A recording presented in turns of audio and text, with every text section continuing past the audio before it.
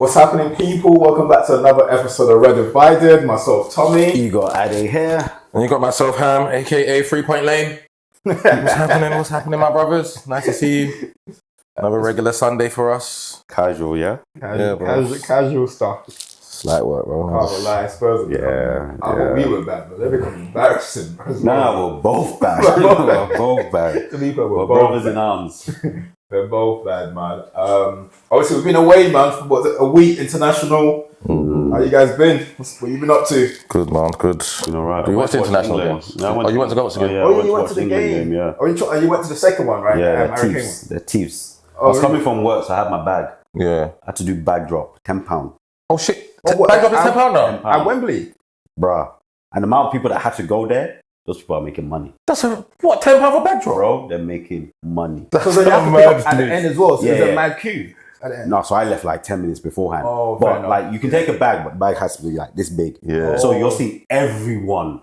Oh. When I found out it was £10, I was like, when did they start doing that? That's mad. Their teeth, Joe. Their teeth. Everyone's just trying to make bread, innit? I was like, well done. I need That's to think. crazy. I need What to if you think didn't more. even know? What are you supposed to do? You can't get in? No, but I didn't know. Yeah, you won't get so in. literally got there, and the guy was like, oh, you have to go to the bag drop. Yeah. So I had to walk all the way around because they've only got one bag drop. All the way around to get there. I find out it's £10. Yeah. I was like, So was the game what am I going to do now? Was the game worth it? When you watched it, was it worth the £10 bag drop? When Eze came on, it sweeted me a bit. Yeah. Cussing came. Cussing. Are you mad? He scored 2 now. We cussing up. Or you cussing? But this is where the problem comes. Just because someone scored 2. No, but it looks like he played well. I didn't. So he finishes like Kane. It's hate, isn't I it? think where the problem is, and this is the same way people are cussing him and saying he shouldn't start for England, is that his finishing is still fantastic, but it's that hunger as a striker, getting in front of people. Those things are missing. But he's still he's finishing. But it's those other things that are lacking now. The reason why he gets away with it because the other guys are not. Yeah. So it's all that in behind, or you need. That's not H's game though. No, but or you need to nip in front of a defender to get the ball. Yeah. Doesn't do that, or the dropping back. I'm like, why you got those things? Don't count for him. But when it's time to finish, the 2 finishes are nice though. Yeah, that's it. That's it. So if you look at his, the 2 finishes were I nice. what you're saying. If you obviously put it into context, if you look at you watch him playing for England, you might not think, it's been great, but look at the numbers. The numbers are Numbers are ridiculous. Because you look at it, you look at other strikers that are animals. Yeah. But H is not like that. And during the game, if he's not scoring, you're disappointed because you're like, actually, what are you doing? But when he gets a chance, even half a chance, it's the back of the net. What do you think of little man in the middle of the park before we move on though? Good. Angel Gomez. Yeah, it was just tidy. United, but It was just tidy. He did what he needed to do. Didn't do too much. Didn't really lose the ball. Yeah. But England tried their luck though. England tried their luck because Finland had a couple of chances, but they just didn't make the pass. Yeah. So if you notice that Pookie came off First half, he was mad though because my man wouldn't square him. So other guy could have squared him twice. At least twice. Yeah, so I was saying he probably said at half time, I'm not coming out. Because I'll bang this you in his face. He probably said, I'm not coming out. Because it was ridiculous. It was ridiculous. I fell asleep and I woke up after the game and watched the highlights. Yeah, it was an easy game. It was calm, man. But it was one of those ones that those lapses of concentration, it was poor. Okay. What are you saying? Lee Collard, he's going to be our manager then, yeah? He's going to get it. But you think he's going to get it? No, I'm saying, do you think he's going to get it? Lee I don't know. I honestly... The thing is, with the games that he's going to take charge of, I don't think it's going to be enough for us to tell whether he's going to be able to scale us up the line. Because what you need to understand now is we're not just looking for any manager. We're looking for someone to win us a trophy. So we're not in that rebuilding process. It's that final. Yeah. So when Gareth took over, we were doing a rebuilding process. Whereas now we've been to 2 finals, semis, whatever it is. We need someone to get us up the line. So I don't think he's the guy. He hasn't got the experience to get us over. I think the managers that can potentially get us over, they probably don't want the job at this time. What, don't want the job? Like the Klopps. Klopp them, on it, I don't think he wants the job, so... I think they're going to end up giving it to him anyway. Oh, Klopp? Yeah, I think they end up giving it to Lee Carsley. Because he'll win all these games. We'll play better than Southgate a little bit, and it will just be like this smooth transition. We've done it with Gareth, 21s, manager, senior team, Lee Carsley, 21s manager knows all the boys, because pretty much half the squad is from the 21s. Gordon, Angel, Morgan Gibbs White, Noni, all of them. They're all these boys, and obviously the senior ones are just top players anyway. I don't think Gibbs White is good enough though for that team. That second game, we'll see. And I didn't think we're all that. Say that again. That second game, I didn't think we're all that because even I think they gave Trent. Yeah, Trent got man of the match both games. It wasn't all that. I'm not gonna lie to you. It's one of those ones that people only remember. We're in a stats-based society at the moment, right? He got the assist, but he had some wayward crosses that I was like. In the first game he played well though. Yeah, no. So I watched the first game. So first this is game very specific to the second. Yeah, first game. I watched the first game. Like it was all right. I'm not gonna say he was bad, but it wasn't. Trent should be. We'll see what they do though. Yeah, we'll see what they do if it gets to him, and see what he does with, like you said, with a lot of these under 21 boys, because they won a trophy for him. So. Exactly. And if they do nothing, we'll just travel around America, Mexico, and Canada for fun. Yeah. Vibes. We'll just do 12. Cool. All right, cool. Thanks, people. Thanks for always tuning in. Don't forget to subscribe to the channel, share this with friends and family, comment.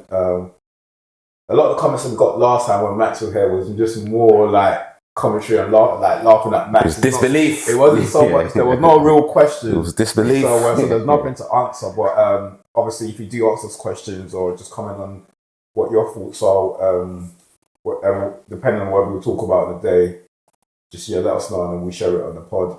I don't have a perfume with me today, but don't forget we're sponsored by Talks Ames. We've got a promo code that gets you 10% off. All caps were divided. Just go to www.talksames.co.uk. Good save. So get 10% off.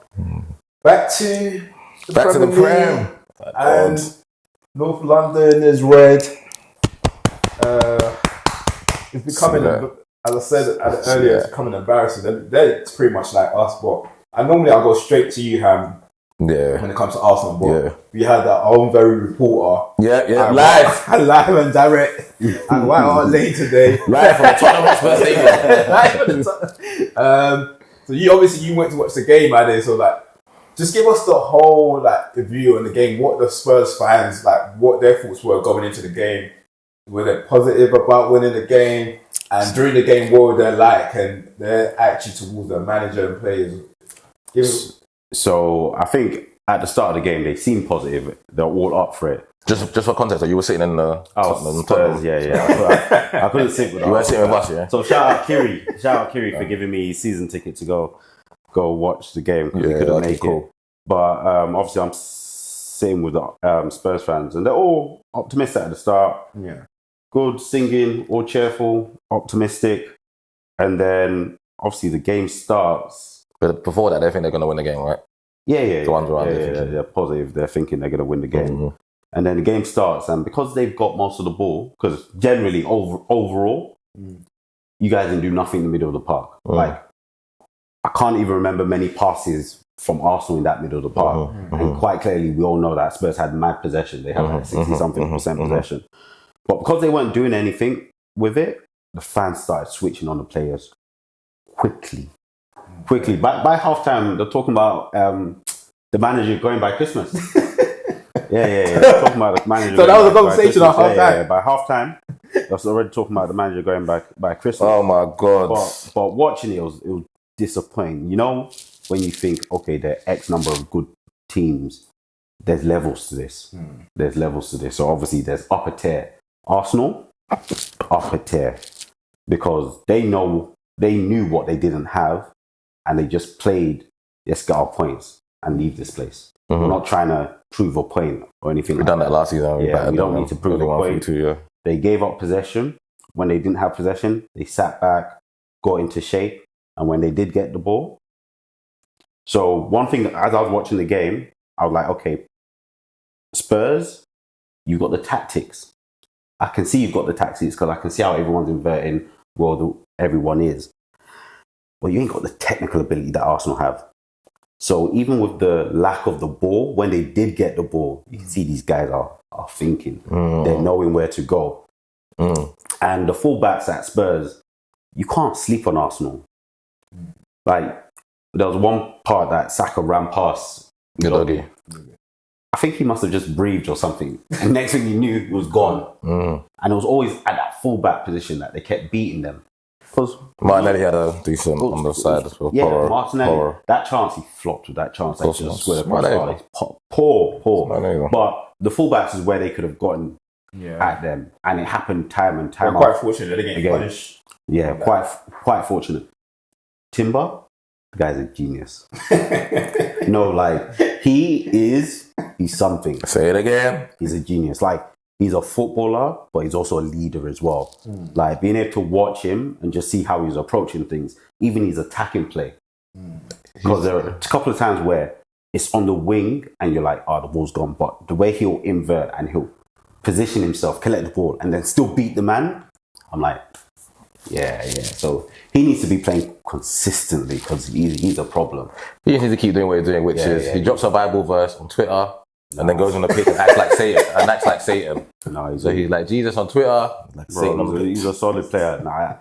Big ratings for Arsenal because they did what they needed to. Spurs, it's a shame. It's embarrassing because they had lots of the ball, didn't do nothing with it. Nothing.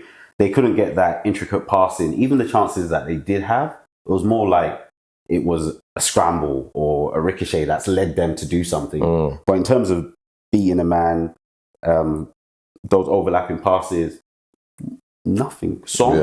Disappointing. Very disappointing. But yeah, it was a dull game, I'm not going to lie. Like, people were saying it was exciting the first half. I didn't think it was that exciting. Like, there were a few chances. Yeah, for either side. For either side, but it wasn't like crazy entertaining. It wasn't like blood on thunder. It wasn't like blood on thunder. It wasn't, it was a time that was really slow because Spurs just had the ball, but they couldn't really do anything with it. And then the home side, the pressure's on them too. And the home side, they weren't doing that intricate passing. I think Kulusevski, they don't deserve him. He tried, but... Yeah, he tried. They don't deserve him. Like, the way he plays, I think he's the key person in that team. Obviously, people say Madsen because he's going to get the assists. But Kulusevski, he's got the ability. He knows what he's doing. He's got that intelligence on the football. Like, if you guys had him on your team, he would make your squad better type of situation. But yeah, Spurs are always to speak. What did you think of obviously seeing Dom up close and personal? He did nothing today, man. Nothing. It was so. As the match was going, I was making notes in it because sometimes it's hard to remember to focus on things. So I was gonna put Dom's been shit. Dom's been shit. And then he had that header. Yeah, first half, The head. So literally, as I was writing Dom's been shit, he had the header. So I put TBC. so I literally put, shit, to be confirmed. So I put TBC. No, so I removed the... Oh, you just put Dom? And then I just put TBC. Okay, Then at the end of the game, I went back to it and put... Dom shit. No, I put not great. Not great. He didn't offer anything. It was one of those ones that could have been with Charlison, could have been anyone. Charlison injured. He didn't offer anything. And even, it was one of those ones that when he did come to him, it would look like, oh, let me quickly fall over to see if I could win a penalty or do... He wasn't a presence for them. He wasn't a presence for them. So, yeah, it was... I can't say any of them played great, in all honesty. For the fact that they were at home and your midfielders weren't there, it just shows the levels between you guys. It shows the levels between you guys. There was a big gap between us and them now. Yeah, like, obviously there were a couple of chances for them. You guys were comfortable. You guys got into your shape and the technical ability of your team to just pass it around the corner. They couldn't see. They couldn't think of that themselves. It was, there's a big gap. There's a big gap. Next week's game should be good. Yeah, big game. What are you saying about the game before we go into like next week game? Anything else you want to touch on? Yeah, man. How long have we got, man? We'll be here for an hour talking about this, man, because I loved every second of that performance from the first whistle to the last whistle, especially coming into it without, like you said, about the midfield, about Odegaard and Rice. But mine was like, I already said to myself, and I don't really talk to them about leading to the game, it was going to be no excuses, innit? It was next man up. That's the mentality for me, because I literally look at my team, my manager, first 11 and squad and think, we're going for all the big titles, innit? If you're going for all the big titles, you're going to pick up injuries along the way. But how do you get over the hump still? Do you know what I'm saying? So Man City could be without KDB for 6 months, still get over the hump, you know what I'm saying? So same for us, if we want to be considered as a team that's going to go for these big titles, Saliba goes down, White goes down, our players are going to go down, innit? Next man up mentality. And I'm sure Mikel was probably making sure that no one's feeling sorry for themselves. We don't have Odegaard, we don't have Rice. So what we're going to do is we're going to go to a flat 2 pivot, Jorginho and Partey. Trossard's going to come deeper and play. And I naturally thought that would be the 11 anyway. You know when people are saying, should you start Ethan Wanyeri? Should we start Sterling? No, it's very basic. It's going to play the 2 midfielders that we have that are fit in Jorginho and Partey. Trossard is a brilliant signing because he can go left, right, through the middle, and then play in the midfield. And then the front 3 of Martinelli and Saka. Martinelli's only playing because of the injuries. If it was up to me, he wouldn't have started that game. So going inside, I was very comfortable with the 11 that we had, even though Spurs pretty much had a fully fit thing, apart from Richarlison. My bench has got 4 or 5 academy players. So even to change it for us, if the game ain't going for us, it's literally only going to be Sterling and Jesus in it. So I think, okay, cool. We should be okay. There's nothing from there that makes me think, shit, we ain't got Rice and Odegaard, we're going to lose today. I never felt like that for once, innit? Game starts. Do you think you would, go toe for toe in that centre of the park? No, I thought, knowing my manager, I thought that what he would do is he would tweak his tactics a bit. So what we wouldn't do is fizz it into the middle of the park and try and play through there because we ain't got Rice or Odegaard in there. So what we would do is try and play outward and then come back in and then go out again, rather than play all our football, all our play in the middle. Literally it. Doesn't make sense. I could count how many passes you made in the middle. So it didn't make sense to do that. So go wide, play from wide, and if you have to come back in, come in that way. But don't start feeding into Georgie and Thomas. So I thought the tactics were good, how he set up was good. And then we just obviously let them have it, pretty much like what we done last season. But last season we hit them on a transition 2 times and scored from a corner. So I thought, cool, the game plan worked last season, is going to be the same now, innit? And as you're watching the game progress, you're thinking, they're not offering nothing here. They're not offering nothing here. And then you see I don't know what chance was first, but the one I remember is Martinelli's chance. I don't even move when Martinelli has the ball, because you know what I think about Martinelli. So when he's got it, I'm just like, it's not going to score. Like if he scores, it will bring more of a, oh shit, he scored. And I'm with Arteta in this when I'm screaming, because the camera panned to Arteta, you probably didn't see it, and he's mad and he goes that. He has to square it. It was wasteful. But the thing is, that's a poignant moment for me, because he's done this twice, So the season before last, remember we drew 2-2 Anfield, and it's the last minute of the game, and he's got it. And he can make the pass to Saka. He undercooks the pass, so he doesn't make, so the pass is shit. But it's an easy pass to make. Saka goes on, we score 3-2, or he doesn't, cool.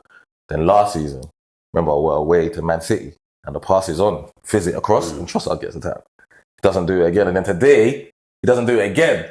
So that that's easily going to cost us down the line. And you're not getting lots of the ball. You don't have lots of the ball in this game. So you have to maximise the chances you get. So that's one thing that with Martinelli is, I don't know what's going on with him, because I said he's in a rut, My boy was just like, maybe that's just who he is. But I refuse to believe that. He's 22, 23. He did cook Porro a couple of times, but then it was a choice after that. Decision making there. I think it's for him, it's confidence. Like I just said, in terms of he's getting everything else right, but when he now gets in front of goal, I think he wants it so bad now. Yeah, he has to, because he's going to wire a goal. Yeah. So he doesn't know where to pass it, because I see he's shooting a lot. Sometimes it's caught in 2 minds. Yeah, because that one should have been a straight pass. But then even if you are going to shoot, you've told yourself and your whole spirit that you're going to shoot. But then he delayed it. Or something. As soon as he didn't pass it straight away, Udogie got back in the time, so you couldn't see that passing. And Vicario could, exactly. But if he had passed it straight away, there would have been. But once he took the shot, Vicario didn't even need to move that. The angle was too mad for him. Yeah. So we have that, and then I'm watching as the game progresses, okay, cool, that's good, because you always want to have those chances, even when you don't have the ball. You still have the confidence that you're still creating something, you know what I'm saying, to get to nick the goal. Then they have the Dom chance, I believe, the Dom header, which was, I thought that was in. I don't know whether you were sitting, whether people around you. Or the header. Yeah, the header. From where I was sitting, I thought it was in, innit? Yeah. So we're comfortable. So I'm looking, first half, it's comfortable. It's nothing, we haven't really given nothing up. The boys look fine. The only thing we did give, in terms of something silly, was when Ben tried to play it inside to Thomas. Solanke's got it, doesn't get out of his feet. Saliba clears it. Second half starts, obviously the onus is on them. You've got 45 minutes, you're at home. We've beaten you twice in a row, 2 years in a row. Come on, do something. Same again. Sit up again, relinquish the ball, come and break us down. We do what we do, great. Big up my boy, Nicholas Jova, the best addition we've made to our squad, our set piece coach. And we score from a corner. And it's like, when the corners are happening for us, it's almost like man's half celebrating. You know, like when we get a corner, it's like, let me sit, like, you know, like that thing when you're playing PlayStation, you go like that, and you go like this to concentrate. So when we get a corner, I might be like this. When we get a corner, I'm like, okay, cool, it's probably going to be a goal here. yeah. So then obviously Gabby gets up, clean, lovely goal. No foul. No people saying, "Oh, could it have been a foul?" No. Got to be stronger there. I wouldn't want it the other way for me. If someone does that to Saliba or Gabby, I'd want him to be stronger. Or who because they felt that he done that to Romero, like they should. Because even Paul Merson and Jamie Redknapp and them man was saying that I would want the foul given. Yeah, no, foul. Silly. It was so clean. It was ridiculous. No foul. And then for me, when I saw that and we scored, I was just like, okay, cool. Back over to you, Tottenham. You got half an hour to break us down, do something. And it was almost actually impossible. With the way we're playing, with Ben White, Saliba, Gabby, Urian Timber, Araya in goal, it was almost like a rearguard act. And I didn't want the second goal. So, funny enough, my brother was just like, we need a second goal. I said, no, I don't risk it. I want that 1-0. You know, that 1-0 rearguard, defense is on top. And I know Gabby, I'm thinking if I was me in it, if I'm playing centre half, I'm telling Gabby, if it's me and Saliba, today, we win this for the team. We ain't got Rice, we ain't got Odegaard, Jesus ain't playing, but whatever. We give nothing away and we'll get something else. And that's it. We give, literally give nothing away and we come away with a 1-0. And I love that. Like that 1-0 away from home, especially in North London derby, 3 years in a row, you can't chat shit to that. Because even the 2 goals that they scored last season, we pretty much give it to them. So I thought it was a beautiful performance. Like I said, for me, from start to finish, everyone to a man, maybe Ben was a bit shaky at the start. Because Son done something mad to him, like you saw like a Holy Spirit. Son must just went like that, and then Ben went that way, and then that way. My brother, like, what's wrong with Ben? I said, you know what? Probably didn't get his tan yesterday. And those Spurs fans were after Ben. But after Ben. He's like the pantomime villain, isn't it? Yeah. So to a man, I thought Georgie was a bit shaky because of, like I said, first 90 minutes is going like 5 months for Jorginho, so he's cramping up mad. So all of them put in a shift. My uncle Thomas Partey, 45-year-old uncle, putting in a shift in the middle of the park as well. We didn't have the legs in there, but like Ade said, you're talking about the technical IQ and ability when we get it to make it happen. And I thought, man, the boys were brilliant. Rightfully so, Gabriel was man of the match. But yeah, brilliant. Brilliant from Arteta, the tactics, and brilliant from the players as well. So, look, there's not much both of you gone into the match. There's nothing else really to pinpoint from the match. Just leading up to next week, how do you see the game? Obviously, I'm not sure. Odegaard's probably not going to make it, but we don't know, and they still haven't clarified. Very much start you play. But going into next week, how would you shape that midfield? If it was down to you, what 3 you putting in, or how would you play? Same 11, just Georgie comes out for Rice. That's it. So Georgie comes out for Rice. Partey plays the 6. Rice goes to play the 8. Him and Trossard, and then we can do the same thing again. We can double pivot if we need to with Rice and Partey sitting together, and then Trossard in front of him. Same front 3 again. Give Martinelli another go again, because I don't think Sterling and Jesus ready to start straight away. But I wouldn't change nothing. I wouldn't change nothing at left back, because Timber's literally said, "I've got the shirt. It's up to you, Calafiori and Zinedine, to come and get it off me." Because I love what I saw today. When I know Timber looking and saying, "I like this black guy I'm playing next to." Yeah. Gabriel, because he's on Gabriel's side. He looks over and says, "I like that other black guy." Saliba. So they're looking at Ben White and saying, "Hey, Mickey, you got a black right back there we can get. Let's make this shit like the Invincibles when we had Lauren, Cole, Torre, and Sol Campbell, and that team went undefeated for like 49 games. So I wouldn't change anything other than just bring Rice in and then we go again. Well, how do you see the game planning out? Yeah, no, I think they'll be super geeked for it, because obviously they didn't beat us once last season, innit? So they'll be super up for the game. I know Pep will get them up for the game. Same again, they'll be thinking we can go 5 points clear in it if they beat us. Yeah. So that's a nice buffer for them. And obviously, but I think with what Rodri said as well about us coming there last season, and he saw that we're not really champions because we came for the draw. I'm sure you lot know what Arteta's like. He's probably going to use that as well to get the boys pumped up. That's going to be his MO for the whole week. So I think it'll be a good game. I do think if we how we relinquish the ball, probably same tactics again, and try and hit, but just decision making. The chances are going to come, because either we create or they give. It's going to come. Yeah, just decision making. The same again. Rearguard that. We've got the best defense in the league. I trust them to get from their fullbacks as well, because I do think lots of fullbacks have that moment where they just lapse of concentration. Before you know it, Saka's gone. Before you know it, Martinelli's gone. But it's making that final decision. You're not going to get as many chances. No. You have to make the right decisions. The decision making has to be on point. I'm talking about because I always say as a winger, and I don't understand why they don't, because if you're a winger, like that Martinelli's position, he has to score for him to justify his decision for shooting from there. But if he squares it, you've done your job. Yeah, you've done your job. So now no one questions, why didn't you shoot? Because the shot wasn't really on. But if you square it, now it's Saka's decision. Saka has to put it in the back of the net. And then the question is now, how did you miss that? So I'm saying next week it's going to be the same again. We're going to get 2, 3, maybe 4 chances at City. what's the decision making going to be like? Are we going to be deadly? Are we going to be rueful? Are we going to say we're not letting what happened last season happen again? And instead of flipping it from 1 point, we can leave her with 3 points. You know what I'm saying, Man City are the best team in the league, but they can be got. Yeah. But what do you think? What are you saying? You win or you get a draw? I'm always going to take the draw, so I'm going to say, I'm going to say we leave there with a result, and the result will probably be a draw. From the football I saw, I think without Odegaard, it takes an element away from your attack. Yeah, it does. So I do think a draw is probably the best you're going to get, unless you're lethal with that one chance and then just defend. But your defense is solid. What do you think, Ale? Do you think they can get? I think they can get a draw. I don't think they can win unless because Odegaard's not. Because you got to remember, even when Odegaard's playing in those games, he's not like, especially away from home. So it's not like he's the one creating. He can make that killer pass. But with that not being there, because like today there was just nothing in the middle. There's nothing in the middle. So I feel as if you're going to have maybe 2 or 3 chances, and they have to make the right decision. So that already limits things. But your defense, your defense is just solid. So I don't think many chances are going to be given up. What in terms of they can get a draw, but what do you think? Who wins? Or what do you think the scoreline will be? Don't have to give a scoreline. I think maybe 0-0 or 1-0 either side. Yeah, and if it's anything more than that, then we're in for a block. I don't want nothing more than that. I don't want nothing more than that. Just 1-0. Another clean sheet and a goal on a counter attack will suit me down to the T, bro. Yeah, no, I think if they relinquish the ball like they did today, they'll lose the game. I think they'll lose the game because Spurs' problem is they just didn't have any quality. It was just poor. And I don't see you giving Man City that amount of ball and the spaces that they can, like Haaland will cause, it will move it, it will get into areas. But what will change from last season? But the problem is Arsenal. It's not just Spurs being crap. Arsenal's defense is also very good.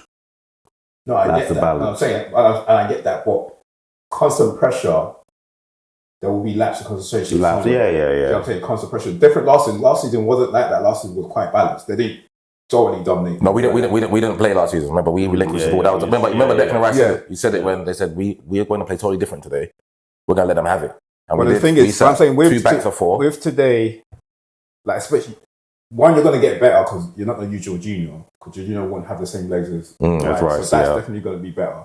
But as I was saying, the spaces that Spurs was getting into, if they get their position and you have instead of Maddison or Kulusevski, whatever it is, you now got Gundogan, KDB making a pass with the likes of like the one-time passes that Spurs weren't doing. Yeah, that's what was driving the fans crazy. Yeah. There was no urgency in their play.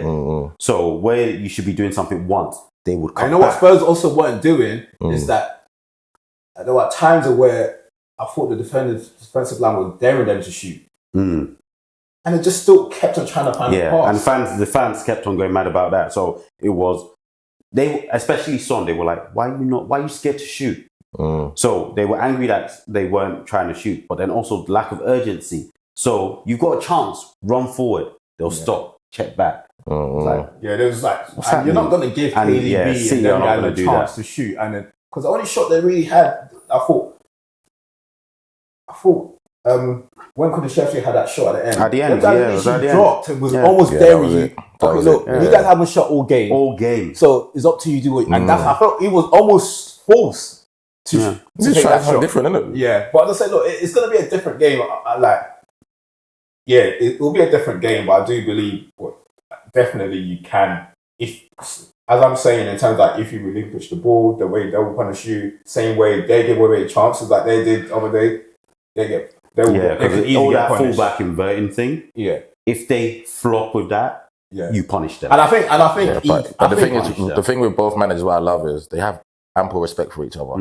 So Pep's gonna respect Arteta and not do that as much as he would in other games. Because those are the danger points. Same as us. We're gonna respect them enough to not try and do certain things. Because their left back cannot even think of inverting. That's just a myth. So it'll be interesting to see. But just my personal view, and I think if it's played out the same way it's played, because I just said it was even last season. You're talking about you relinquished the ball, but you still played a bit. Them guys, I can't even think of the time I saw Partey and Jorginho trying to. Tom, when I say I can count on one hand how many passes there were in the centre. Like the whole game was played. Yeah. Unless they were defending, everything was on the outside. So hopefully that changes next week. If it's not like with Rice, it should make because I didn't really see that. Because they just didn't have quality, and that's it's as simple as that. They did because at least with Rice, he can carry the ball and then spray it out to the wing. Spurs are just not good enough. Nothing. Yeah, Spurs just the dilemma for Pep is he's got because obviously let's just say we do what we done last season, same performance. The dilemma for him is okay if they do bring that performance, how are we going to break it down? Because what are we going to do different to last season? Because he has to look at what he done last season and think, okay, we didn't score against them. I'm saying home and away in the league. So what do we do different to combat what they're going to come and do? Because let's just say we do come there and do 2 backs of 4. Because remember last season was 2 backs of 4 Havertz and Odegaard. It's almost like a 4-4-2. Yeah. And whatnot. Might do the same again this season. With Havertz and Trossard as a 2-4-4-2. It's up to him and to think of Timber last seasson. I say Timber's an intelligent footballer. He's intelligent. Comes from the Ajax Academy. Just know that to play football. So it'll be interesting. It's going to be interesting. I'll be interested anyway. So we'll see what happens next week. It's a big game. In terms of like what if someone does win or if Arsenal wins, it sends a massive message. Oh, massive! These guys might wet themselves. It sends a massive. But if they win, I'm not sure much will change. Because you would expect that they're the home team. So you lost nothing. You lost nothing. You lost nothing. Then you just have to get them back. That's why it was super important not to lose today. Super important to get the 3 points today. Very Do you know what I'm saying? So it will be key. We'll see how that goes. But to be honest, as a neutral, I can't wait for the game. I can't wait for it, man. It's gonna be like today's one was an anti-climax. It was shambler. And I just said there's no discussing it anymore. They should even scrap this. Yeah, they shouldn't. North London. They should just be yes. I'm done with it. North London is red. That's another team red. Yeah. I'm done with it. But even at least I'm not trying to obviously argue for Ross. At least we've got history behind us where saying we want this. Bro, they ain't even got nothing. I didn't want to go in on Spurs League. I don't have the energy or time. I don't care. I don't care. I look at them as shouldn't be a rivalry. Nice. It's very disappointing. They're a non-entity to me, bro. They don't exist to me. How can someone come and dump on your own yard 3 times in a row and you call that a derby? Especially a North London derby. Man's coming there 2-0, come there 3-2, come there 1-0. Yeah, nah, bro. Let's just move on, man. They're disappointed. I can't lie. I was so disappointed, bro. I was there to cheer. I was there to. Yeah, you cheered the Gabriel goal, man. No. Cheered the Gabriel goal, man. When Gabriel, we were just silent. I was disappointed, bro. Silent. I can't lie, bro. I was ready. Big Gabby, bro. I was there to celebrate with them, but their bums. All right, cool. Anything else? We'll come back to Champions League in a bit. Anything else we want to touch on Arsenal? Happy to see that Ethan came on and got some minutes, especially when Saka pulled out. So a lot of fans wanted him to start, but I was more than happy he didn't start. But I was happy when he came on. Just keep it simple, keep it tight. And I love the fact that as soon as he came on, he thought, I'm going to go replace Saka, innit? Jesus goes, no. You stay in the middle. I'm going to go here. Yeah, because I'm going to double up with Ben and make sure nothing happens down here. And then you just stay in the middle. So I love that. And good. I'm happy for the kid. 17 years old, playing North London derby. We were talking about that. Was it on a pod that was it when we went out? We were talking about whether he was going to get enough minutes. Yeah, we were talking about that when we went out. What are you thinking now? So, where does he get minutes now? I think because the game's coming thick and fast now with the whole Champions League, Thursday. Yeah. But my boy was telling me we already play Thursday once because it's just the first game week. Okay. So he's going to go back to normal Wednesday, League Cup, FA Cup. We've got a tight squad. We've got like 22 players in it. So he will get minutes. He'll dovetail the Odegaard minutes. So the 10, 15, 12 minutes, 15 minutes. And you got Carabao Cup the week after. Yeah. So he'll get them gradually. Yeah. Now, it will be good for him to get minutes, man. Because it is a tough. Like when you are a young player in a team that's going for the league. Yeah. It's hard. It's hard, but there's no room for error. Every position is almost faultless. And the thing is, you're lucky where your defense is so strong. So once you're 2-0 up in the game, he's got that chance to come off for the last half an hour. Because your defense is not going to lose a 2-0. And I think that's 100%. Where I would want to see him come on. Like, I understand if you don't start him, do you know what I'm saying? When there's like 2-3 you're at Emirates, and you've got it'll be nice to give him that experience there. So we'll see how he gets. Alright, let's move on to United, because obviously I was going to supposed to be in the house early to get to Ham's house before kickoff. I was going somewhere with Ham. it just took me long to get out of the house. I knew like I wasn't gonna make the first half. What I was listening to on the radio, and then it's so funny that everything that they're saying on the radio, that's what Ade's messaging me, and they just kept on messaging me. I went, dude, what's so downbeat? What's that? The message. I was like, let me even go into the message. Just saying, he said we should be fighting relegation. The first against Southampton, bro. What the fuck, bro? You need to understand where I'm coming from. Is that my mindset is Southampton shouldn't be a thing. Yeah, like it should not even be a problem. Like even if we're not good, Southampton is a. It's a 3-point tick, bro. 3-point home and away. No issues whatsoever. Yeah. And so I think I was talking to Tom and Said beforehand. I was like, in any situation that it's not a 3-point tick, then we need to start talking about relegation. Yeah. Because obviously it shouldn't be a thing. No, but if Southampton is who we're competing against and they're fighting for relegation, who else? It's just a game. It's a head-to-head game, though. You're not going to lose that many games. You know when the message pops up and I just read it, it says, "We're a waste."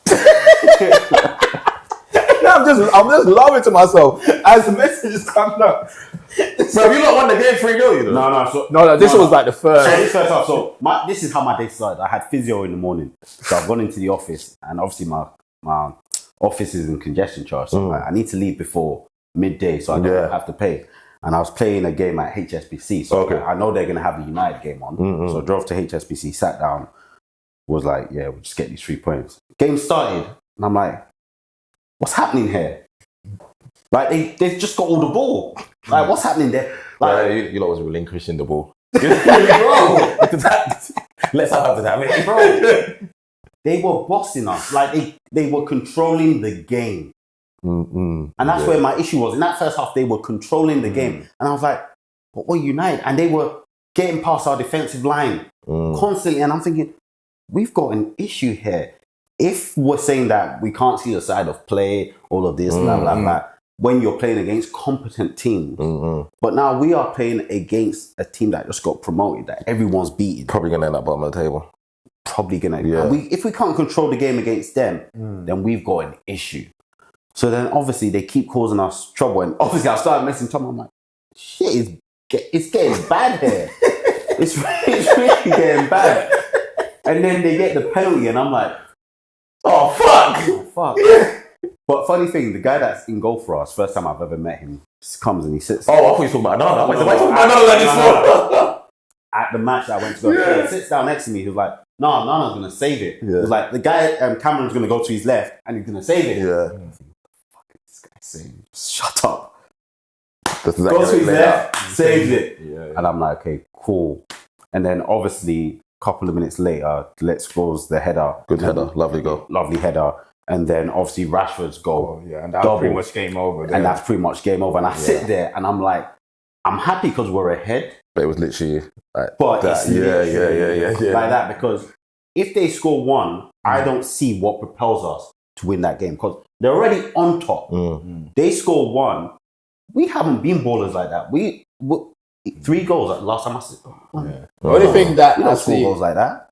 Obviously, I didn't watch it. I did watch the highlights afterwards. Just that we were having counters and Southampton are just a bad defensive team. So that might be the only thing. But I do get what you're saying. I think that would have still come back and won again. Yeah, like because they're a bad defensive team. No, I think that would have still come back. Because they're a bad defensive team. You think that. But are we meant to be counter-attacking against Southampton? Yeah, that's Ten Hag. We're in trouble. Because and the thing that I thought, I thought it's done. We're going to win this game. So obviously, when it gets 2-0, I'm saying football is a cruel sport. Because these guys are literally outplaying us. From there, they've now lost. Lost the game in the first half. There's a penalty that changed the game. So I think that changed the game. That it gives you that encouragement to go ahead. That changed the game. But then Ten Hag will come out and talk, and it gives him that encouragement to say nonsense. But he'll act as if we didn't see the first half of that game. I think, and that's obviously the scoreline as well. And in the second half, I watched the second half, so pretty much dominated. I didn't watch the second half. We pretty much say the two games of football. We pretty much dominated the second half. We just controlled the game, which is what you want to see anyway. But you want to see that? You want to see that from 0-0? Yeah. I don't want it to be exactly. that. I get what you mean. Yeah. Everyone's more confident now than the 2-0 up. But you know the thing is that like to give them the benefit of the doubt as well, like their confidence is probably shattered as well. To be fair with you, like it's just a thing where they need some sort of boost to get them going. Do you know what I'm saying? Because they just lost Liverpool up on 3-0. Yeah, convincing. And then so if I was a Southampton manager, what I'm telling my players is, you just get at them. Yeah. Because at this moment they're running low. They're running low on confidence, and that's exactly what they obviously Southampton get at them. But then the goal helped us. Yeah. Obviously settled them down, got the second, and then because the reality is, as much as we say United might have come back, we concede first, our heads go down further. And at that point, they're pinning us down. They're pinning us back. Darlow's coming back. We're making mistakes. We're making errors. And they're playing silky football. Right? Once a man drops a shoulder, we don't know what we're doing. We don't know what we're doing. So they drop one shoulder, two shoulders, you're paralyzing the person. So that's where the issue is. That's where the issue is. So you can't allow these teams to be up against you when you know you don't score bare goals. Our goal difference, what did we end on? We ended last season minus. Definitely minus. That's the life we live. This season our goal difference is zero. We could have scored a couple. You guys are minus 7 days, bro. You're going. I was going to message you. So I was going to message you. I've never noticed that. You're always talking about you guys. You've been saying for time you guys don't score enough goals, and then your goal difference is minus. I'm like, shit, it actually is. We've been discussing this on this pod since we started this pod. Yeah, that means so that's been years. Yeah. We've got to score. We've got to be a lot more clinical in front of goal, but especially I think he had given the chance that Zexley had. Yeah, he can't be scoring. Yeah. I know we're 2-0, we won the game 3-0, but even if it can be score 5, 6, 9, score the goals. And you need to create that habit from now, bro. You need to score goals. We can't just be especially playing Southampton, you're 2-0 up. You need to score goals, man. But look, it's just glad of one. I'll be honest. We'll take it. I'll take it. But you're fair for the next game because it's not the performance you. Who you guys play next? Palace away from home. Yeah, so Palace away. But you the only thing with Palace as well is be a good game. They haven't started the season. They haven't started the season well. No, you know. But then I've watched their games, so it's a mixed performance because sometimes in parts of the game looks good with Palace because it's not like they're just terrible. Parts of it look good. Secondly, they haven't been clinical. Palace as well. So I think that's the difference is that their football's still good, right? But they had two people that got the stats, the assist and the goals. Olise, Mateta. Olise is gone, right? Eze is a good footballer, but he doesn't necessarily get Olise's. Olise's do assist or goal. He doesn't waste time, all of that nonsense. He does the little thing he needs to do, and then the next thing is towards. Yeah, it's gonna be a massive loss for them. You get me? Yeah. So their goals might not be as much as they were last season because of that, because they've lost the output that he provides. But in terms of football, there's still that issue. And that's where our problem comes. Because we're not a football team. You get me? So we'll see. But I won't come and say I think we're going to lose. Yeah. But I can't say with Chester, I think we're going to win. I think it's just going to be another one of those games that because of where we are now, we go into those, it's kind of like going into the Brighton games, like a 50-50 game. You just don't know. That's exactly what I was going to say, you know. I see us like Chelsea. That's where we're at. So you don't. As a United fan, you're probably going to games. Yeah, we might win. We might win. We might lose. I see us like Chelsea because every time I look at Chelsea, I'm like, okay, at home, I expect them to win against the lower teams. But once they're away from home, I'm like, I'm not sure you're going to win. Yeah. The only away games that I will probably think will win is like the Southampton. Ipswich, Southampton, Leicester. Really struggling. Even that was strong. Apart from that, it will be like a 50-50. We might win. We might win. So you just never know. But he has to. From the outside looking in from the neutral, he has to start putting something together, something tangible together, something that you're asking. He has to start. We have to start watching United and see something, but sooner rather than later, bro. Yeah. Because those hanging on to, okay, we won today, but we might not win, or we don't know what we're seeing. He can't last. He can't last. Accidentally finish in the top four again. He can't last. Accidentally. But I'm not gonna say he's ignorant to not know that my job's on the line if I don't change something. He knows though. He knows. He can't mask under. I want the Carabao Cup this season, bro. And you know what? I've been fair. This season, I've been fair because I've said, since you decided to keep him, I'm going to back him. And any idiot that said he should stay, it's not these first 3 games that are going to make you change your mind. If you change your mind, then you're a dickhead. Because these games that we have played, you shouldn't have expected everything to have changed within that period of time. But what got to me was Southampton. I'm not expecting that shit against Southampton. And that's where my issue is. But we've given him now. You've got bare games. He's got 6 games in the next 20-something days. Okay, so 6 games in like 3 weeks. Show us. Yeah. But I'm pretty much the same thing. Like, I'm going to back him. I'm not going to, like, even throughout the season, I'm not ever going to call for his head. I might. I don't think. I'm just gonna. If it gets bad, if it gets bad. Damn right now, where's my destroy? I'm just gonna let it ride it out. Whenever they decide to pull the trigger, they pull the trigger. Yeah. So it's not so much him. I'm having faith in. My faith is in the people above him. The people above him. But I was gonna ask you lot that. That was perfect segue. I was gonna ask you lot, what is you lot's thoughts on that though? Like, you know, like when, because remember we said we ended last season saying we was all thinking that he was going to lose a job, and I gave a reason as maybe if they do keep him, this might be the reason. Now that they've kept him, what does that say to you about INEOS as their decision making? Does it make you feel more confident in them? Does it make you feel not too sure about that, or is it just whatever? But them making that decision to say, okay, we scouted again, but we're going to keep Ten Hag. Tom, do you want to? Yeah, I'll go into it. A lot of people ask it. The thing with INEOS is everyone's expecting them to be some sort of magician. But you took over a company in May. There's so many things that had to overcome in a short space of time. Bear in mind, we're only in August. So if they are going to if this can be considered as a mistake, you can accept that. There's too much on there. Okay. I don't agree that they should have kept him. But what I liked about the whole process, the fact that they just didn't go into thinking we're going to keep him. They explored their options. And I'm guessing, and which is also a good sign as well, all of them must have sat down and decided, okay, you know what? But to be fair, like, there's an interview that when they came into the interview, they're saying that INEOS already made the decision before they came in.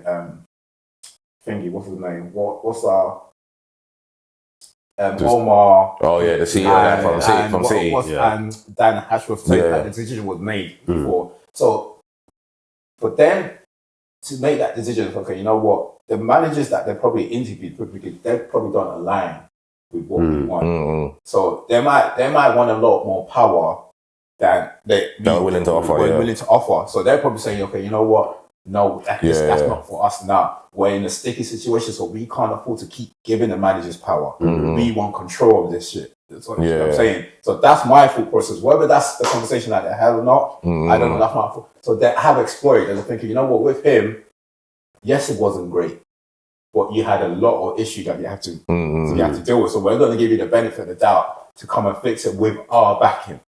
So if we give you everything that you've asked him for, you've been looking like, we're there to back you whenever needed, because they have done that straight after the Liverpool game. They came out straight speaking. The decision's been made.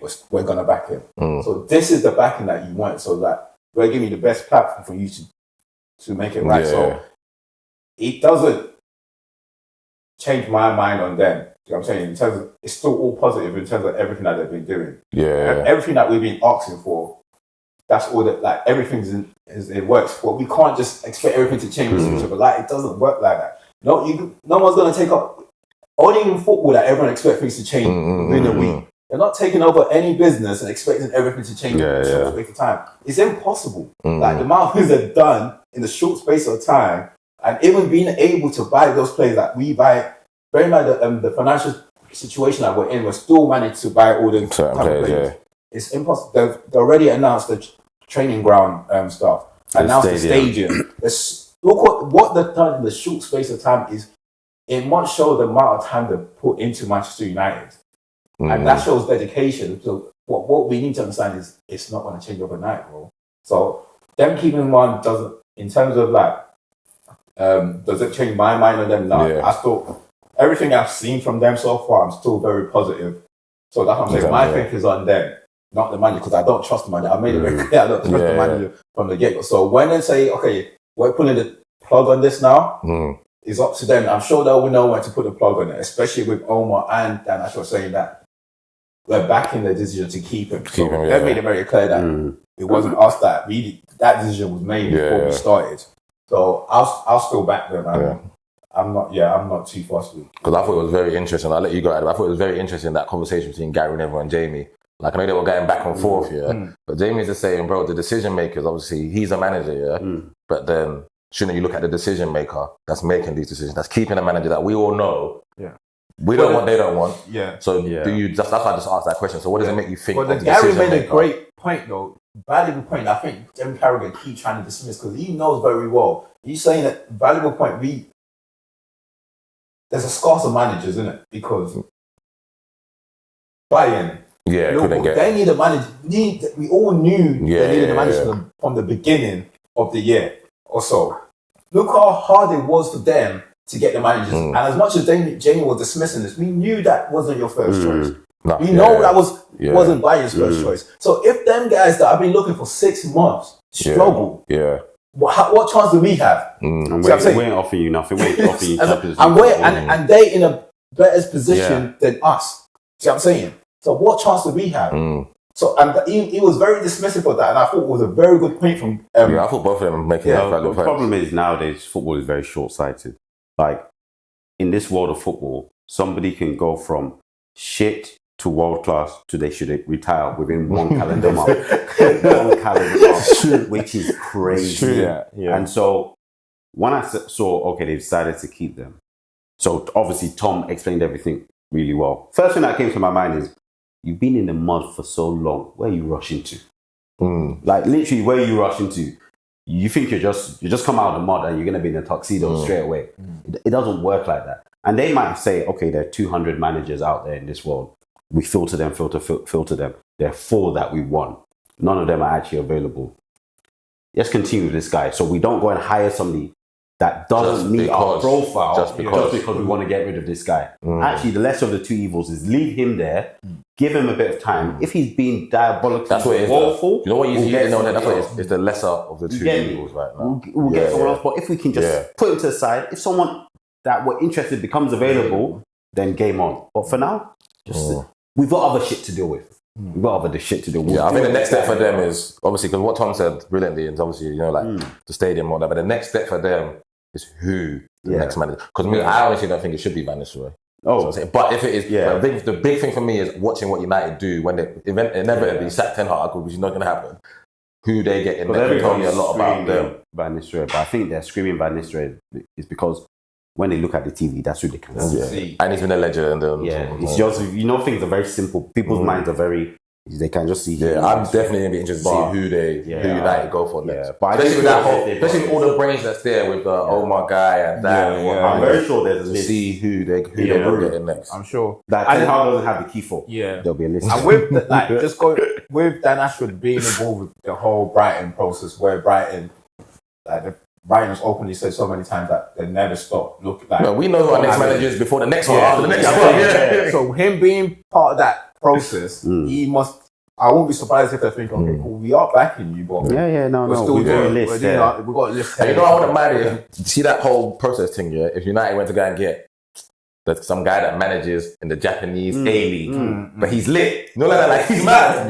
I wouldn't mind that. I said it. I'm tired of names. Names have done nothing for me. I don't think it has to be I thought you guys would have got Tuchel, but I'm saying the next decision, whatever they make, has to be, like you said, this is the brother, this is the profile, this is the thing. And it's telling. Because we only kept Ten Hag because the less of the two. You don't want him. And we back you. You guys are intelligent people. You've done it in the past. So we'll back you. If you make a left choice, cool, let's see. And it's telling because if you report that they spoke to Tuchel, they spoke to what's his name that's in Marseille now? De Zerbi. They spoke to both of them. Obviously, in our eyes, these guys are great managers. But so there must be the conversation.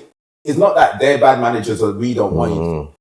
Their vision just probably doesn't align. And it's as simple as that. And I remember watching Les Ferdinand's interview. He's always said that. It's like, don't think when a manager goes, it's just because of the performance of the pitch. It's not always because of stuff. There's more to it than that. So it's just, and we just don't need the stress, bro. We honestly don't need it.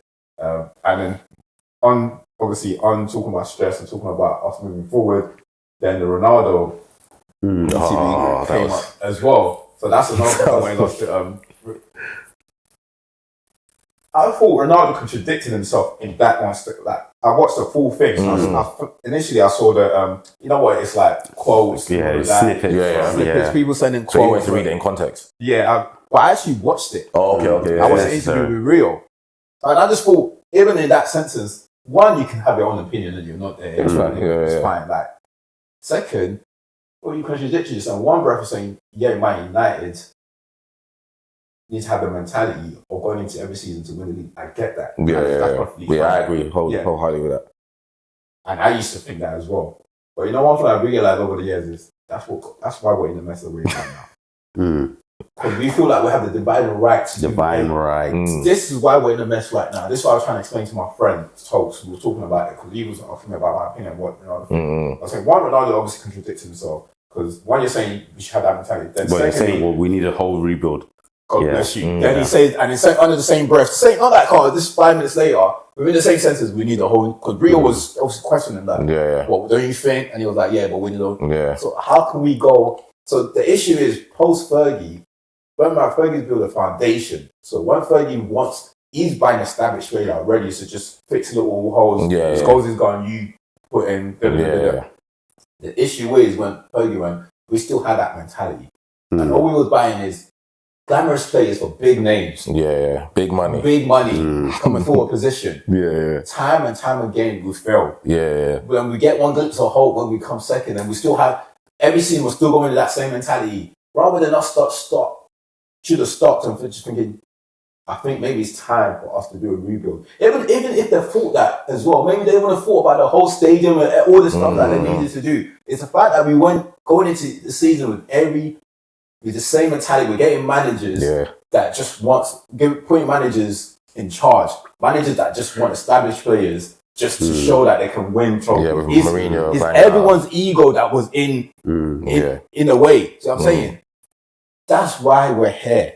It's because it's all an ego trip. Mourinho, Thingy's there to just come and say, I can win trophies. Buy me establishment. Mourinho came, same thing. All these don't know, maybe that's thinking, oh, you know what, we need to rebuild.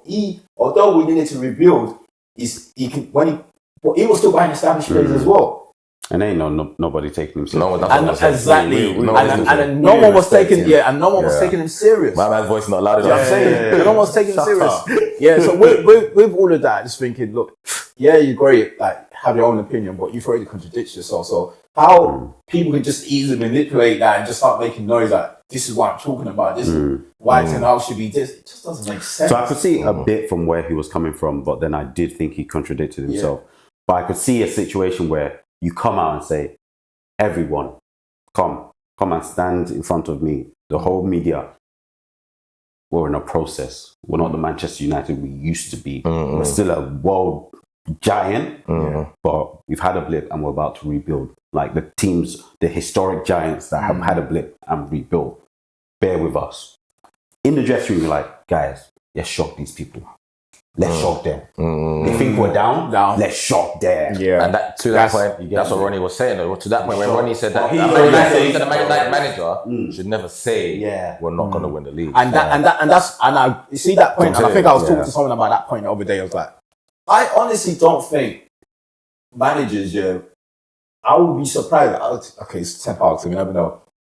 I would be surprised if he doesn't tell them, let's shock them, like, we can still do this. He definitely believes. And even the way the players come out and speak, I would be surprised if they don't have that conversation. A lot, like, I was saying maybe like top 5 in the Premier League, even like Chelsea, at the beginning of the season, they're going to have that mentality. Bro, you're saying top 5. I believe top 10. Because the reality is, once Leicester won that league, it'll be stupid for you to think it's impossible. It'll be stupid. But I think where Ten Hag's won, the issue is, he's tried to defend himself so much. Don't put expectation on me. That's why I come out and say, I can't really. So you can come and say, I'm not going to say, okay, we're not going to win a title. I'll say, guys, we're on a rebuild. Just work with us on this journey. I'm not going to come and say we can't win it. In the thing, I'm like, guys, let's do this. But because you've come and defending yourself, no, it's them. They're shit. The club is. He's put his foot in it. And obviously, clearly, with him and Ronnie, they never got along anyway. You know what I'm saying? So Ronnie's never gonna. He's never gonna say nothing positive about him anyway. Do you know what I'm saying? And Ronnie was there at a time when Manchester United were going for everything. Fergie never ever came out and said we're not going to win. Fergie every year We're going for the league and we're going for the Champions League. So he's coming with that whole, what am Man United? And you know, there's certain fans that still think like that. Because we have that conversation all the time. There's still some United fans that think, we should be winning this league. Yeah. You know what I'm saying? There's no reason why we can't win this league. And then you say, okay, look at it objectively. So that's the thing, right? I always, when people ask me a question, I'm saying, probable, possible. Yeah. Everything is possible. Always. Is it probable? No. Yeah. So and then the variables that make it not probable are this. They have a better manager. They have a playing style. They have better players. You know what I'm saying? Max would be happy. Why do you think Man City are going to close? Yeah. They have Haaland that wants to be scoring hat-trick every game. Where's Max? Every right now. Every What are you saying that day? We can win the league, bro. What's he mean? What's he mean? What Ronaldo said is right. I'm trying to be mad. What Ronaldo said is right. Bro. Yeah. We can win this league. What are you talking about? Man, like Haaland's trying to score hat-trick. What do you mean? Rashford can score 30. Rashford can score 30 in this league. What are you talking about? What's your thoughts on it all? Because obviously, me and Ali just shared our thoughts on it. I want to know what you obviously prefer Ronaldo. What, on INEOS? Yeah, on INEOS. Yeah, I thought they should have obviously got rid of him, but then obviously the reason I was giving as to why is probably why they haven't.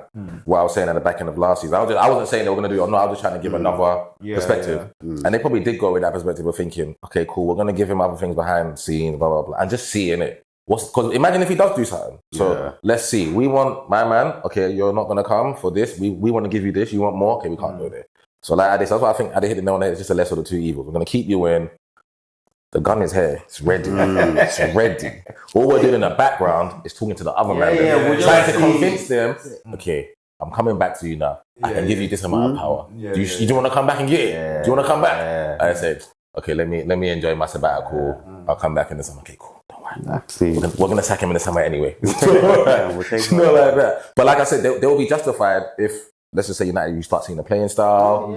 January comes along, you buy other players, you start playing properly, pick up a trophy or finish top 4. We want to see him do well. I want to see him do because it's easier for them as INEOS to not sack him. You know what I'm saying? To just let him go on. Everything's happening in the background, new stadium, training ground, all these people in the background, playing style, players. And I just, we know we're on the journey. We know. So do what you're doing. Don't destroy us, but do what you're doing while we're sorting out shit, and then we'll come back and deal with you in a few months. Let's just round up this week's games quickly. So we got Brighton and Ipswich. What the hell is that, bro? Surprised that finished 2-0, bro. Just messing up man's acca, bro. I'm messing up my acca, bro. I like the results we did, bro. Yeah, it was a very weird weekend. It was a strange weekend. But after international break, you're always looking at it. You always catch them and normally lose, isn't it? Too much, like there's too much. Yeah, there's a lot in the legs. João Pedro didn't even make the match today squad. He had to travel to. I remember your last minute call up. Had to travel there. Then he still played 45 minutes. Then come back. Paqueta on the bench for West Ham. Yeah, apparently picked up a knock in that game. But But big up Ipswich though for getting a point away to Brighton. That's not light work, man. I thought it was going to be easy. Yeah, that's not light work. 4-0, 4-1. Palace 2-2. Leicester. And it's funny, I was with Ham and then Ham was ripped. He looked at Leicester's lineup and he was just ripping it. Bro, have you seen that Leicester's midfield? Yeah. Skip, Winks, and Ndidi. What the hell is that? No disrespect, they're professionals, they're better than me, I can lace their boots. But you always talk about a midfield. This is a title winning team that won, not this team, but they won the league. Ndidi, sorry, no disrespect. Ndidi's good. But they just come back. Winks, Ndidi take him. No, they just Winks come back from and the Skip. championship, bro. Yuck. They just come back from the championship. But they got a 2-2 draw. Well, I was happy Nketiah got minutes. I heard Nketiah had a chance, they should have scored or something. I didn't see none of the game. But to be honest, I don't think it crossed my mind that Palace wouldn't win that game. Yeah, and then Mateta's just moving mad from. Palace is another team we need to adjust our expectations on. I think because we just saw how they finished last season, our view was... I don't have an expectation.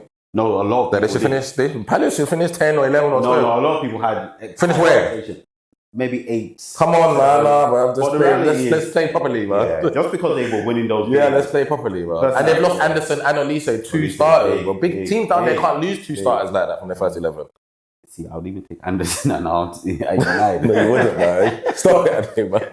Anderson. Anderson's a good player. Anderson's a good player. Before we bought the game, the auction, I was taking Anderson. I'm saying, but with you've got Delay. I'll manage. Too nice. I was following West Ham late goal by very late goal. Danny when I saw the goal score, Danny Ings, I was like, he's still there. Yeah, it's there. It's a shame because I was just living for my fantasy points, bro. Yeah. Danny Ings is an interesting one because he's a striker. Like, he's a finisher. Yeah. His injuries mess him up, though, isn't it? Yeah, and I think there are other things in the game that he doesn't offer that don't allow him to show his finishing. Yeah, but he can finish, though. He can finish. And he didn't put the ball in the onion bag, bro. Yeah. And then Liverpool, surprise. That was, they shot. 1,000 egg. For Ghana boy. Kids, eat your eggs. Like they say. Don't eat that fucking shit. Eat eggs. Look at Callum Hudson-Odoi. Eat eggs. You score away at Anfield, the winner. Eat eggs. It was a nice finish, though. Tidy. Is it? Yeah, it was tidy. It was tidy. It was tidy. It was a nice finish. But what I liked about it is just before you go in, is like when I looked at their lineup, I was telling Tom, and they didn't start Elanga, they didn't start Hudson-Odoi. Yeah. So he literally just said, our favourite word for the episode, relinquish the ball. Yeah. I just said 5, 4, 1, and then when the game stretches, I'll bring them on. Yeah. And literally how he played it in his mind the night before is exactly what happened. Yeah. We're going to go there, we're going to be resolute, shot. I'm going to bring them on. Game stretches. Liverpool are going to be desperate because they need the window at home. We'll stretch it, get the goal on the counter-attack, win 1-0. When I saw... Brilliant. I think that's the goal, and like there's a chance I think they made for Elanga as well. And then what he was doing shortly after, right? Yeah. Bradley, Oh, was he? Was moving mad? He had him on toast. What he was doing? Yeah. Straight out, it was illegal. Oh, yeah, was making them darts. Yeah. Love it. Yeah, but the goal was sweet. Yeah, it was sweet. Yeah. But you know, Elanga, once he starts moving, that pace is Yeah. It's hard to handle. Well done. Well done, Forest, though, man. Well done, Nuno as well. We're building his little career, his little blip. Well done, man. Cool. Obviously, Man City. We watched the Man City game yesterday. It was routine, man. to be fair, Brentford. They look good. First half performance. You know Thomas Frank came out and said we was world class today. Yeah, bro. No, honestly, like they was bopping, bro. And the thing is, they were playing foot. Yeah. Ball. How they was like splitting. But they was bopping. No, there were times that I felt, especially last season, where I felt that they've actually played better without Tony. It's just that. No, they were moving yesterday still. There was. But Haaland just. Haaland changed. Bro, this guy is just. They need to give him certain rules. Bro, Like, come on, man. Come out and say, you can't score with your left foot. Come on, You man. can't score within this 10 minutes of the game. Something like Don't that. worry, bro. Saliba and Gabriel got something for him next week anyway. Put him in a straight jacket again, bro.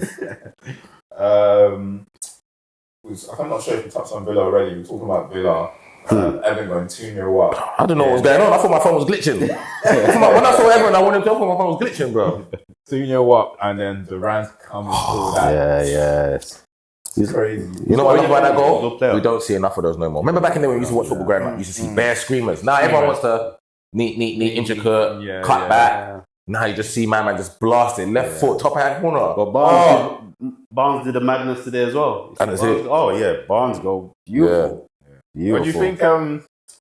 What do you think with Durant's situation? Because obviously Watkins is still there. Would he get enough games? Because Watkins would want to play Champions League as well. It's not as if they're in Europa League. Yeah. He'll get enough games this season. He'll get enough games. The truth is, he showed signs last season that he's quality, and I think they'll find a way to. But you know what? If they play two up, if they find a way to play two up top, bro, they will give defenders nightmares, bro. Playing two up front. They will give defenders two up top, Oli and Durant. Yeah, especially when right footed and left footed. Yeah. And they're physical specimens, bro. Yeah. Lovely. Calm. And then obviously your boy Sancho. That's why they cut his hair now. He's trying to grow it back so he can like. No, because I'm a big fan, big Sancho fan, but he had to go, so it's life, innit? Yeah. I don't wish him the best because I don't want Chelsea to do well. Funny because I was watching. I don't wish him the best. I didn't watch the game because I was out with Ham, but I was watching the highlights. It was an even game, and it was all Bournemouth. Yeah, no. Oh, swear. Yeah, it was an even. Like Bournemouth could have won it. The amount of chances that Bournemouth. When you watch the replay, because all the chances were all Bournemouth. I think it was more even, but. At no point did you think Chelsea were going to win? Yeah, because before the game, because as I said, once I see Chelsea away, I predicted 2-2 for this game. because I was like, Chelsea are away and Bournemouth are not a rubbish team. So automatically I thought they're going to bring it, and Bournemouth brought it. Yeah, they missed If they won, chances. I wouldn't have said They anything. missed good chances and they missed the penalty as well. That did the new boy that missed? Yeah, Even Nelson. Yeah, it was a terrible penalty. That's bad. It was a terrible penalty. Worse than Cameron Archer? Yeah, it was worse. It was worse. I watched Cameron. Yeah, and the last one, obviously Newcastle game, they came back. Yeah, came back from 1-0 down. Both of Newcastle's goals were from outside the box. Okay, yeah, well, we got to go back to that, man. Fabian Shaw, deflection. It's not every day you try to work into the net, bro. Sometimes let it rip, bro. Yeah, Barnes, you let it rip. Yeah, I like how he runs. Now I got to spend the whole week stressing about Isak because I heard he came up at half time because he got injured. But they changed, they made 2 or 3 subs at half. Yeah, because he got injured in it before half time. Yeah. So I got to see how bad that is. Alright, cool. So look, we've got you got Champions League coming up this week. Yeah. You got Atlanta away from home. Atlanta away. What's your thoughts on the game? It's a tricky game though, away from home. Yeah, Atlanta a good side. Yeah. Atlanta a good side. Good manager, Gasparini. I like him. I like the way his team play. Adam Lukman's there. That's their main source of main source of output. But I just don't like the quick turnaround. I don't like Thursday to Sunday. I don't like that because now Arteta's got to have an issue in terms of how much does he rotate the team, or does he literally just go 11 and trust that they'll recover properly and then go again for Sunday? So for me, it's a hard one for me to gauge because I don't know what he's going to do in it in terms of how many players he's going to rotate. But I still think we should go there. We should get a result. Still think we can go there and go and win. I don't expect us to go there and not win. I expect that. Yeah. Alright, cool. Yeah, look, that's what we got today. So if you're just going to do the quiz at day, then I need to. They've been sending me messages. Yeah, you need to redeem yourself, brother. They've just been abusing me. I need to redeem myself. He needs to redeem himself. So obviously, guys at home, play along. Let us know what you get. So, yeah, it should be an all right one. Should be an all right one. You done another hard one, haven't you? No. It's mixed, It's mixed. Yeah. So. Alright. Me, I want my 8 out of 10 again, though. You think I'll get it? I'll get it. It's possible. No, you won't. Just start. Now you put me off the pressure. Which goalkeeper had the most assists in the Premier League? Which goalkeeper had What's that, the most all assists time in the Premier League era? Okay. What? We're not old enough for me to go back too far, unless it's something that everyone should know. Okay. Who has the most assists in the goalkeeper? That's nuts. Okay, question 2. What country are the football team Pyramids FC based in? Pyramids FC. What country are they based in? Wahala. Pyramid. FC. As in pyramid scheme. Question 3. Miralem Pjanic. Okay, yeah. What country is he from? Yes. Is that player? Yeah, player. I like him. Centre mid. Pjanic. Yeah, centre mid. What country I like him. is he from? Oh, no, because his country played in the... fuck's sake. Beautiful player. He Lovely midfield player. He played for Juve. I'm sure he went to Roma as well. Deep line playmaker. What country does Pjanic come from? Miralem Pjanic. Bro, I can see the kit now, Question 4. Which player has the most appearances in the Premier League without a win? I got no question on this, bro. Without a win? Without winning. Most appearances in the Premier League. Wait, he's playing in the Premier League. He's playing in the Premier League, never won. Not one. Never won. Never won. There's no way I'll know that. I didn't get that question on purpose. So that's the one that I knew you weren't going to get, but I saw it today. Is it an obvious player? It's not obvious. But I saw it today and I was like, oh shit, that's a good question. Don't worry, guys. Saw it for the first time today. No way. Let's move on. Number 5. Who was the top goal scorer at the 1998 World Cup?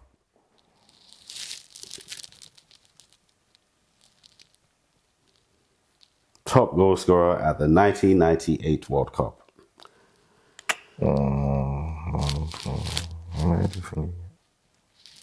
Yeah, keep that in your mind. Question 6. The derby between Celtic and Rangers, what's it called?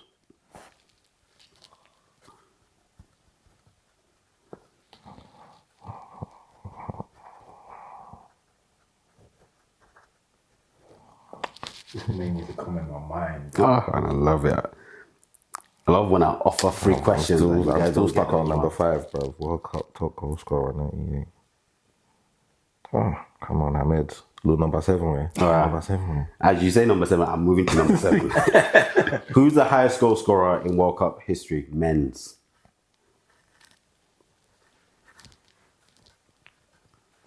That was a quick one. Question 8. Which football team plays at Meadow Lane? Meadow Lane. And I chose that specifically because that name, everyone should have it in the back of their head. Meadow Lane. You may not know who plays there, but you'd have heard Meadow Lane before. Why would I have heard Meadow Lane before? How can you not have heard of Meadow? Yeah, I've heard of it, yeah. Exactly. Oh, I always say I should know the team. Yeah. Bro, man, fuck. I was just gonna guess, bro. I can't remember, bro. All right, so number 9. There has been one Premier League football player from the country of Oman. What is his name? Oman. Yes, one Premier League player I can't even think of from one. the country of Oman. What is his name? You see this today's one? I'll be back to 2. I can't even think of one player that comes to mind, bro. It's probably not even right. That's Meadow Lane. I know the name. But man, see, you know when you hear it, like, you know when you You're gonna be pissed. You're gonna be pissed. It's not too blatant, but you'll be like, oh shit, yeah. It's one you'd have heard casually many times. And the final one, number 10. In the Premier League era, Harry Kane has the most goals in the North London derby. Who's second? Good question. That's a good one. I don't know, you know. And I'm sure neither of you are going to get this. You reckon? Yeah. Are you trying to throw us off? No. Off. You guys are like getting 2 and 1. Hey, I got 8 last week. Don't disrespect me. The most goals in the North London derby. You think we're not going to get It's it? Harry Kane. Yeah, Who's second? Prove me wrong. First, I've still got on question 5. Ooh. Quite enjoying these quizzes. Please play along at home. Let us know. Oh, I don't know the Celtic Rangers one. I didn't even know if number 10 is right, but man, You're going to be so disappointed with that Celtic and Rangers one. I was expecting to get it. come on, Ade, let's go. All right, have you finished? Round up, please. Yeah, I think. All right. So, question 1, what was your answer? Which keeper has the most assists in the Premier League? Edison. What was yours? Edison. Both wrong. Paul Robinson. That was the only one. That's the only other one that came to mind. Say exactly the same. The only other one that came to mind. But then you said Edison yesterday. Yeah, he's 1 ahead of Edison. So he's got 5. Yeah. I know Edison got 4. Damn. So, what country are the football team Pyramid FC based in? I just said South Africa. I just said Egypt. Egypt. I went from Egypt. Pyramid. Pyramid. Yeah, that's so it, I wanted to make it hard, but I just let me used not take the logic. Yeah, I piss. just let me just Pyramid. I did it specifically. Yeah. It is Egypt. The ones that I'm going to do in future will be harder, but this I just thought, let me start you guys. This life is not balanced, man. This life is not balanced. Oh, this one's gonna piss me off, you know. This one's gonna piss me off. Question 3. Which country is Miralem Pjanic from? Which said country is he Bosnia. from? He's got it right. What's yours? Finland.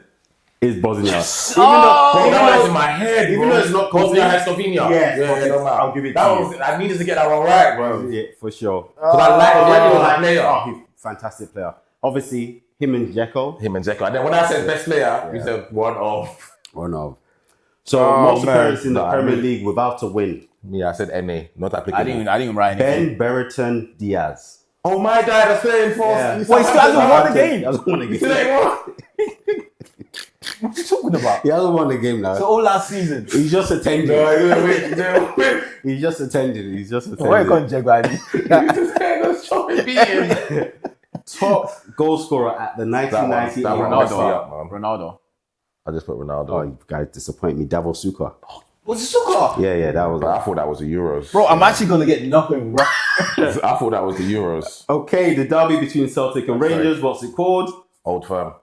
Oh, I didn't put it. That's it. Old Yeah, Firm. obviously it's Old Firm. Derby. Yeah, that's Old No, Firm. you get the next one. Yeah, I get the next one though. Highest goal scorer in World Cup history. Closer. Miroslav Klose. Both Yeah. of you got that. At least I get I like your answer for the next one.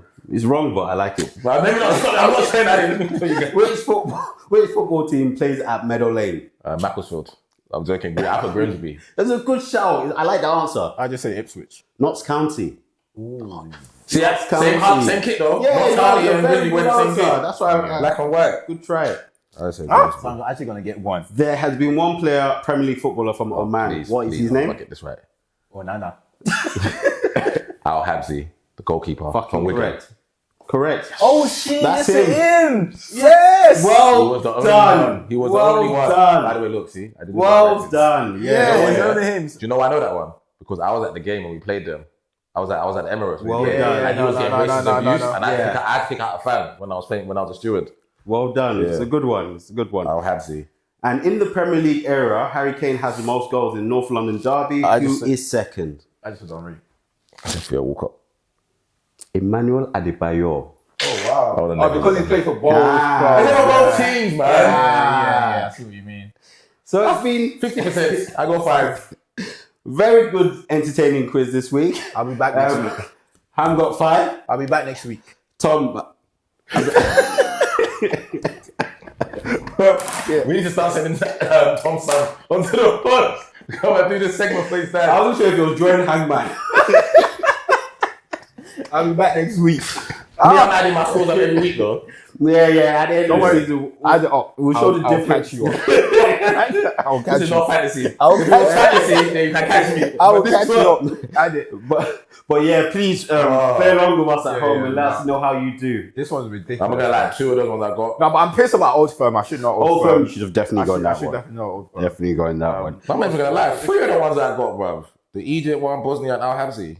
Yeah. I deserve. But I do want to make a certain structure in terms of countries players play for and stadiums and stuff like that. But Yeah. good effort. Good. I deserve big meats tonight. I say good effort. I deserve big meats tonight. Pause. Pause.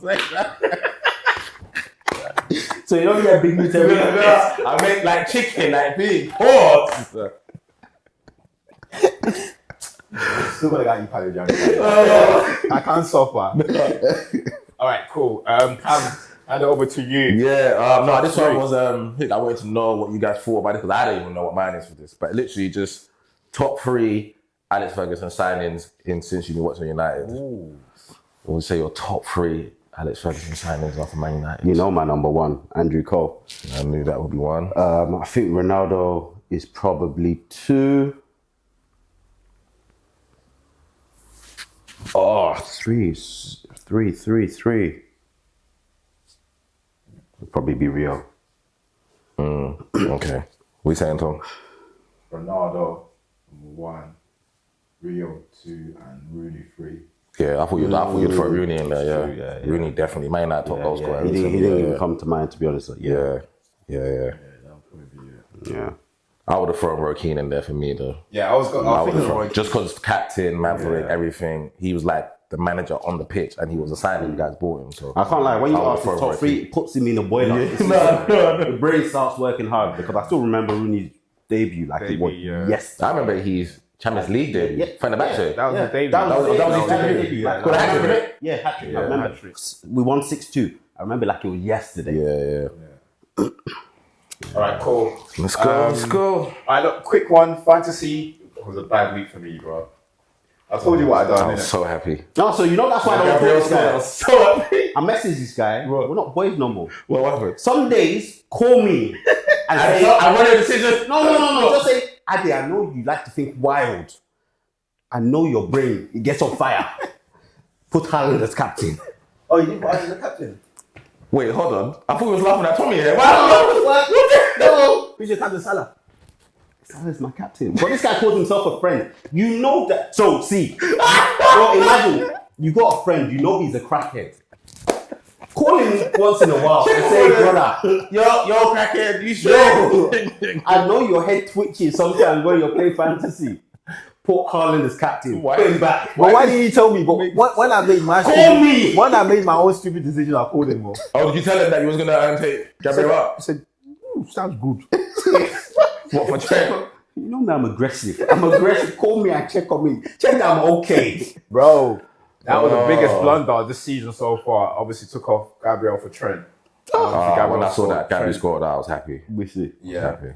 Well, This is the table, guys. Just to let you know, I am currently ahead of us. It haven't may not stay that way for right now, but this will stay this way. He will not catch me on this. But this, there's a possibility he might catch me. I might have to play my wild card now. Ade's gone from first or second 1 week. Brother. I cannot find him on the table. Right. All right, cool. I don't think me and Ade should be giving tips at the moment. What's your own tip, Ahmed, for them? I was looking at the running and that, yeah. And I definitely think we have to have either Mbeumo or Eze. I just think if you're looking at their running and for the value of money that they're coming in for, both of them are coming in for less than, I think Mbeumo is 7.1, Eze 6.9. So yeah, I would say one of them needs to go into your team. Following on from what you're saying, I'll probably go in Mbeumo because we know he's on penalties. And Eze gave up the penalty to Mateta yesterday. So, Mateta took the penalty. As in, Eze gave them? Or Eze? No, I think Mateta is on penalty. Is it on? Yeah, I think he's on penalties. So, a penalty taker, you choose a penalty Don't taker listen to over me. non-penalty taker any day. Get him, Mbeumo. Don't worry. Gabby got 15 points today. So I have nothing to say to you. Don't listen to me. Gabby got 15 points. Trent. Tom said, I don't mind not getting Salah. Trent, he'll definitely get Salah. I said, yeah, bro. He's good. So you're the bad friend. No, I said, I believe So you're the bad friend. I support my friends. I support in his decision. Anyway, next week I'll be back. All right, people, look, thanks for listening. Please make sure you subscribe to the channel, share this with your friends and family. Make sure you comment. We will respond to any comment. We'll respond to everything anyway. And let us know what you got on the quiz. Let us know if you're beating these guys. They wouldn't have got more. And hopefully we get one of you guys in to compete with us. We are giving a gift away to our guests in that. The guest will Max get. Minus. No, Matt's got 6. Matt's got something. Yeah, Matt's got like 6. Yeah, I think got like 5 or 6. Yeah, I think got 5 or 6. So I'll go and revisit it. I'll go and revisit it. We are going to give a gift away. So don't forget, we're sponsored by Tox Ains. And go on to Tox Ains website, www.smellgood.co.uk and use the promo code RESTDivided. Rest Divided. Yeah. Peace. North London is red and forever will be red.